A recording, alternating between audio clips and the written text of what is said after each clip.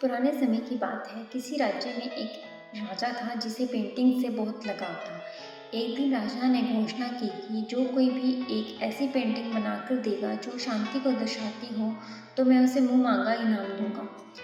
जिस दिन फैसला होने वाला था उस दिन एक से बढ़कर एक चित्रकार इनाम जीतने के लालच में अपनी पेंटिंग लेकर राजा के महल समयसर पहुंच गए।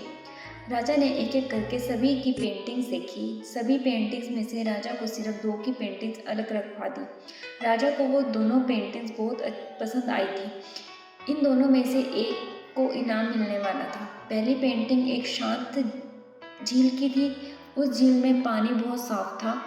उस पेंटिंग्स के ऊपर नीला आसमान था और आसमान में रुई के गोलों के समान सफ़ेद बादल थे। ये पेंटिंग में शांति साफ नजर आ रही थी। जो कोई भी इसे देखता उसे ऐसा लगता कि शांति को दर्शाने के लिए ये बहुत अच्छी पेंटिंग है।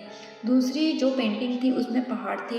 पहाड़ बिल्कुल रूखे थे, वीरान थे। इन पहाड़ों के ऊपर बादल थे और उन बादलों में बिजलियाँ चमक रही थी। तेज हवा से पेड़ हिल रहे थे। पहाड़ी की दूसरी ओर एक झरना था। झरने ने रौद्र रूप धारण कर रखा था।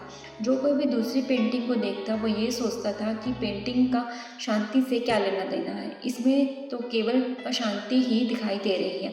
सभी को यही लगता था कि पहली पेंटिंग बनाने वाले चित्रकार को ही इनाम मिलेगा।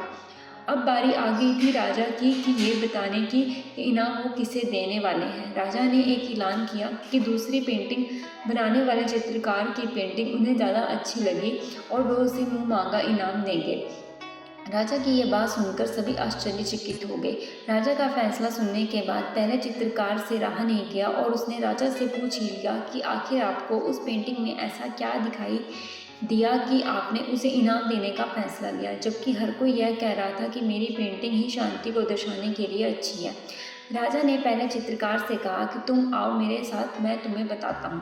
राजा उस चित्रकार को दूसरी पेंटिंग की ओर ले जाते हैं और कहते हैं कि झरने के बाईं ओर हवा से एक तरह झुके हुए वृक्ष को देखो। वृक्ष की डाली पर बने हुए उस घोंसले को ध्यान से देखो। देखो कैसे एक चिड़िया कोमलता से, शांत भाव से अपने बच्चों को भोजन करा रही है।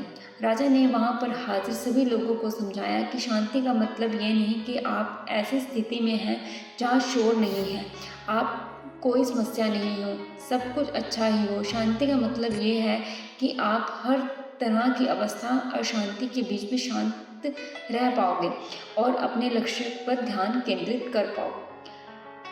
हम सभी को अपनी लाइफ में शांति चाहिए। अक्सर हम शांति का गलत मतलब समझ लेते हैं और बाहरी दुनिया में ढूंढने लगते हैं, जबकि शांति पूरी तरह से हमारे अंदर ही मिलती है।